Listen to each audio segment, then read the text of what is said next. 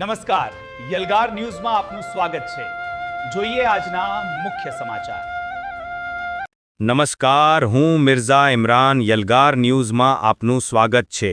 છોટાઉદેપુર જિલ્લાના તેજગઢથી અછાલા તરફ જતા માર્ગ પર હાલમાં અકસ્માતનું જોખમ સતત વધી રહ્યું છે।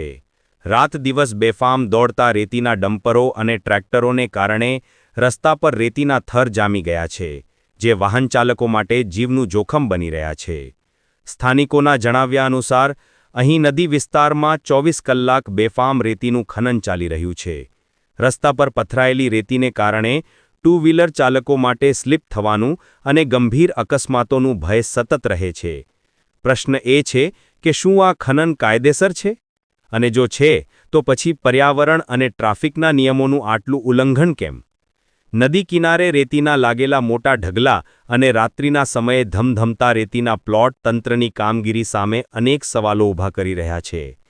રેતી ભરેલા વાહનો પર તાડપત્રી ઢાંકવાના નિયમોનો પણ સરેઆમ ભંગ થઈ રહ્યો છે।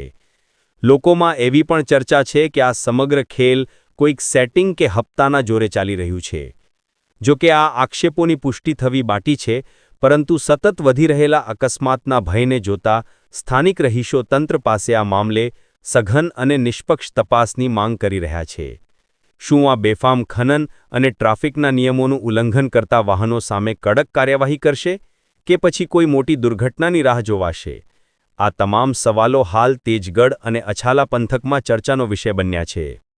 આજે છોટાઉદેપુર જિલ્લાનું જે તેજગઢથી અછાલા ગામ આવેલું છે, હવે બેફામ રેતી રાત દિવસ ચાલુ રહે છે।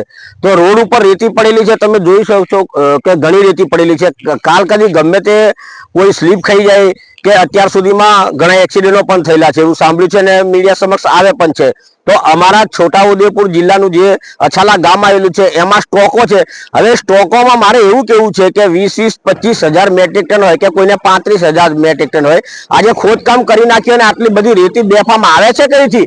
અને રાતના તમે જુઓ તો આડેધડ રેતી નાખે છે અને તમે રોડ ઉપર રેતી જ આખી રાતનું રેતું કાઢેલું અને રેતી આખા રસ્તામાં પડી રહેલી હોય છે। અને આ જે સ્ટોકો વાળા છે એ ખરેખર એમની રોયલ્ટી તપાસે અને એમના જે સ્ટોકમાં રેતીનો ઢગલો થઈ ગયેલો છે, કઈથી લાવેલા છે, રોયલ્ટી વાળી છે કે શું છે?